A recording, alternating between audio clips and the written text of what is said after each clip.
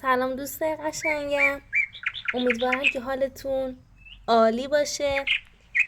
امروز میخوام بهتون یه نقاشی خیلی ساده رو آموزش بدم، نقاشی درخت. پس قبل از اینکه آموزش رو شروع کنم دکمه سابسکرایب رو بزن و با لایک و کامنتت از من حمایت کن. بریم که با هم بکشیمش. برای کشیدن درخت ما کارمون رو با کشیدن چند تا دایره با رنگ اکریلیک مشکی شروع میکنیم. به این صورت با قلمو ضربه میزنیم و دایره های غیر همسان رو کنارم میکشیم. این صورت با قلموی سرگرد شروع میکنیم به کشیدن چند تا دایره مشکی.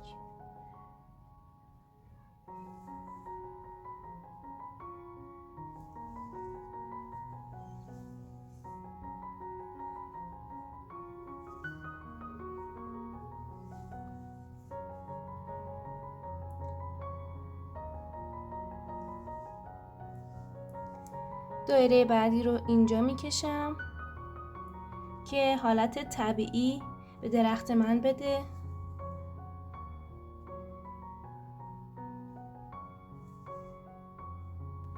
خب دایره بعدی رو سعی میکنم پایین تر بکشم.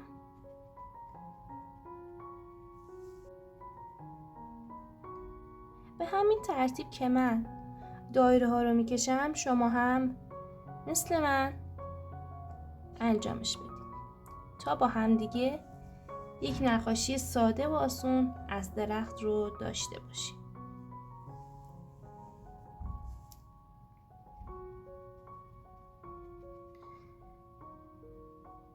بعد از اینکه این دایره ها رو کشیدیم یک حجم به کارمون میدیم که تو مرحله بعدی بهتون توضیح میدم. پس لطفاً تا آخر این ویدیو همراه من باشید و این آموزش آسون رو از دست ندید.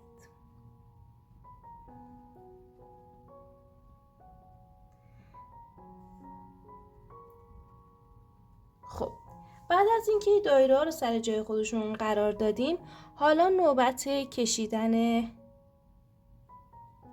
تنه درخت و شاخ و برگ. از بالا شروع میکنیم به این صورت، به همین ترتیب که من میکشم شما هم نگاه کنید. به این صورت، بعد به این صورت،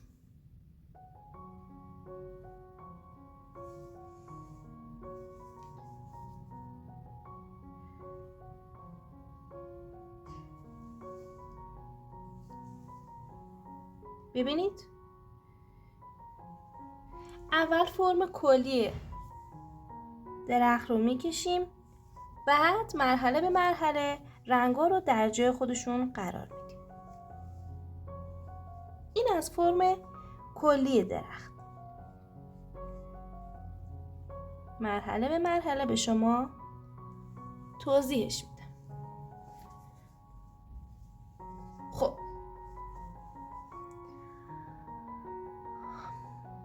سعی میکنیم دایره هایی که کشیدیم رو نسبت به تنه که کشیدیم یک مقدار حجم بیشتر بدیم. به این صورت،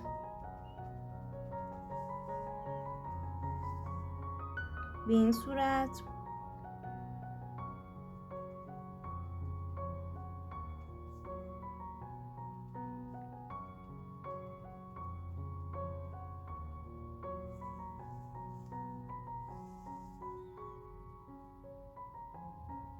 خب مرحله بعدی گذاشتن رنگ سبز هستش که من ترکیبش رو الان به شما توضیح میدم. خب حالا توی این مرحله من قلمویی که استفاده کردم قلموی شماره 5 سرگرد هست. توی این مرحله باید رنگ سبز رو قرار بدیم. از ترکیب رنگ سبز زیتونی و مشکی یک سبز تیره به ما میده که ما از این سبز شروع به جایگذاری رنگ میکنیم.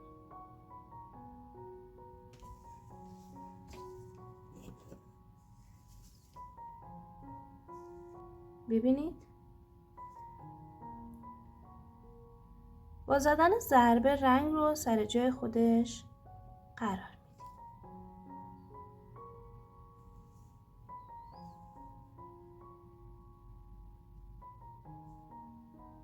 به این صورت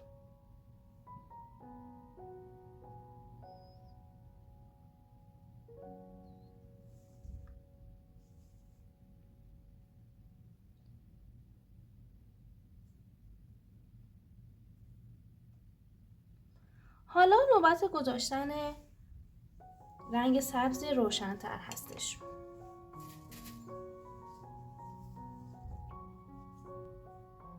از قلم‌های 2-0 استفاده می‌کنم برای گذاشتن رنگ سبز. ببینید رنگایی که اینجا داریم مشکی و سبز. از این رنگ سبزمون برای قسمت بالایی درخت استفاده می‌کنیم. ببینید این سبز رو در لابلای رنگ مشکی و سبز تیره قرار میدیم. به این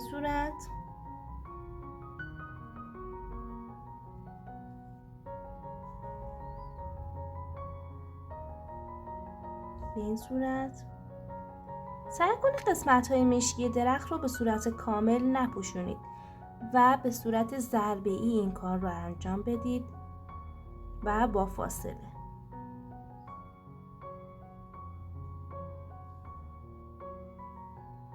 هرچه به نوک درخت نزدیک تر میشیم رنگ‌های ما روشن‌تر میشه.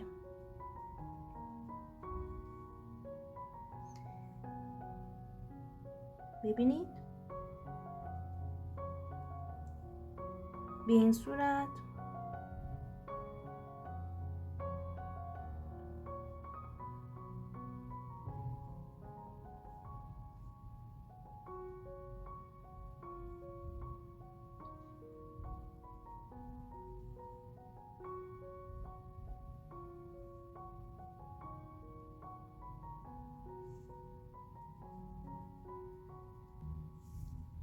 نور خوردگی ها چون به سر درخت هستش قسمت های پایین درخت رو باید یک مقدار تیره تر بگذاریم باشه.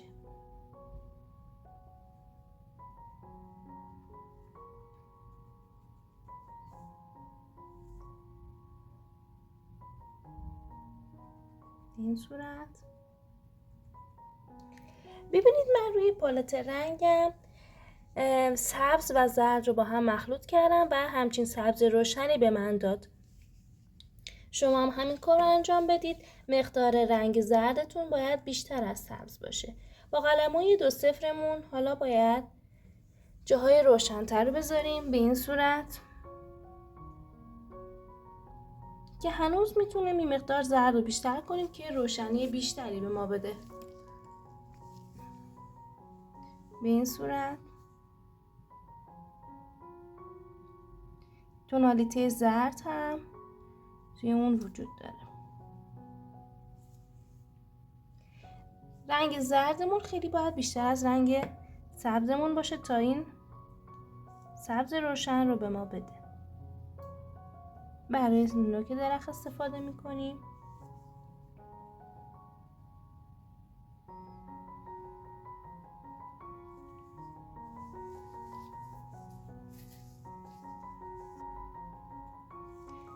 من از کشیدن رنگ سبز نقاشی‌هایی که در اونها رنگ سبز به کار برده شده لذت میبرم. حس خیلی خوبی بهم میده.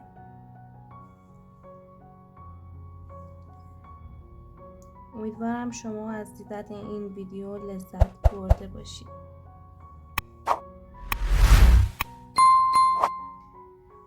خب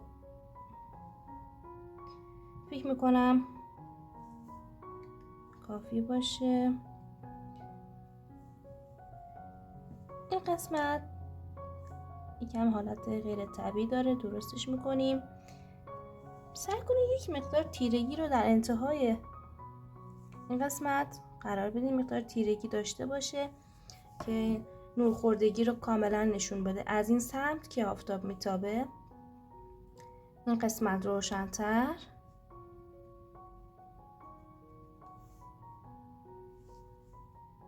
به این صورت. خب فکر میکنم کافی باشه. یک مقدار دیگه. خب به این صورت. خب حالا نوبت کشیدن تنه درخت هستش. من رنگ قهوه‌ای رو با یک مقدار زرد و یک مقدار زرد اوکر ترکیب کردم و این رنگ رو به من داد. شروع میکنیم از سمت چپ. ببینید به این صورت. میتونید این مقدار زردش رو بیشتر کنید، روی پالت رنگ رو ترکیب کنید و رنگی مورد نظر به دست. ببینید از این سمت آروم. قرار نیست که کامل رنگ بشه، یک مقدار توی رنگ‌های مشکی قرار میدیم به این صورت. ببینید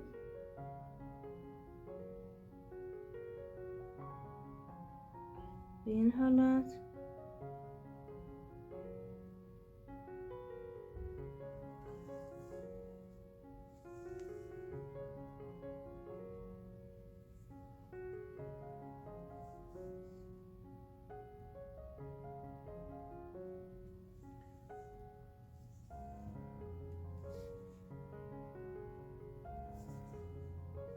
ببینید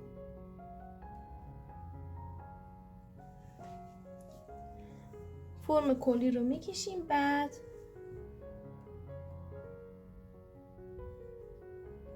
خطوط نازک‌تر رو در انتهای کار اضافه میکنیم.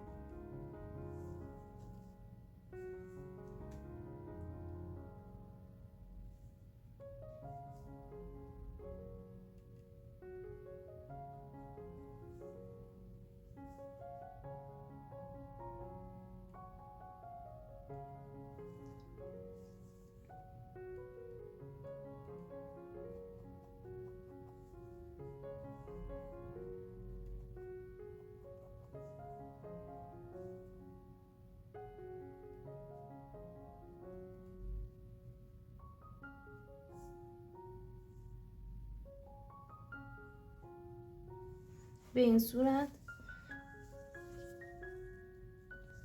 حالا به این ترکیبی که درست کردیم برای تنه درخت یک مقدار سفید بیشتر اضافه میکنیم که یه جای روشن‌تری رو به ما بده.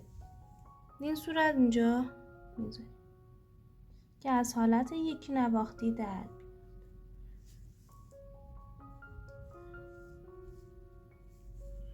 یک مقدار زرد اوکر.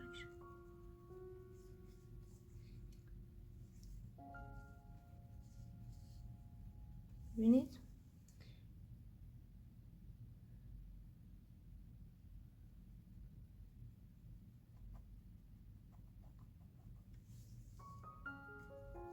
یک قلموی لاینر خطوط نازک رو، شاخه‌های نازک رو اضافه میکنیم.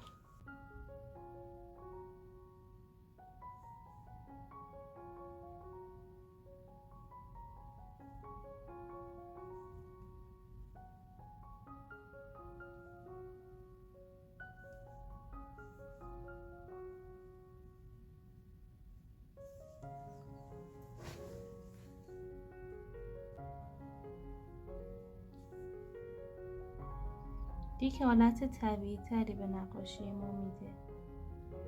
ببینید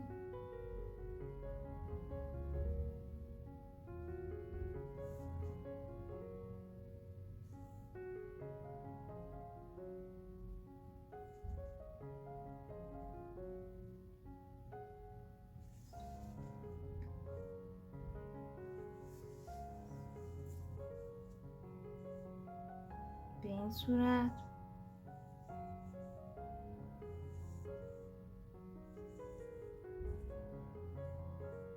ببینید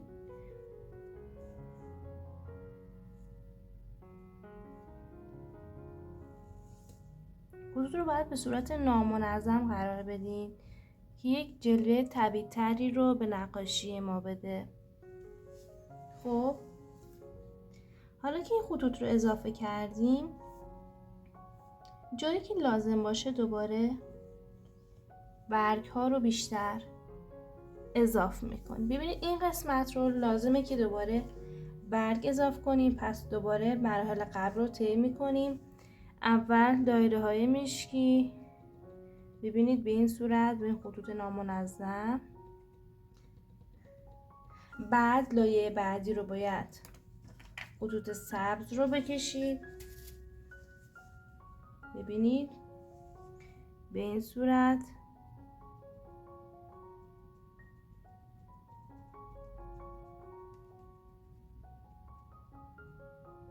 حالا نوبت گذاشتن خطوط سبز روشن هستش، به این صورت. هر رنگی در جای خودش گذاشته بشه، نقاشی ما خیلی حالت طبیعی و زیبایی پیدا میکنه. ببینید قرار شد جاهایی که نور خوردگی داره، یعنی آفتاب از سمت چپ میتابه، در نوک درخت رنگ‌های ما روشن‌تر باشن، در قسمت پایینی درخت رنگ‌ها تیره‌تر. حالا یه مقدار زرد با یه مقدار سبز ترکیب میشه، یک سبز خیلی روشن رو به ما میده. هرچه زرد ما بیشتر باشه رنگ ما روشن‌تره. ببینید برای قسمت‌های بالایی درخت، ببینید به این صورت قرارش میدم. خب به نظر کافی میاد. این نقاشی برای افراد مبتدی، کسایی که تازه نقاشی رو شروع کردن، بسیار مناسب هست. ممنونم تا اینجای ویدیو همراه من بودید. اگر این ویدیو رو دوست داشتید واسه دوستاتون هم ارسال کنید و با لایک و کامنت و سابسکرایب به من انرژی بدید تا ویدیوهای بعدی رو برای شما ضبط کنم. توی کامنت ها به هم بگین که نقاشی بعدی چی باشه. کشیده شده با عشق، آرت شلی.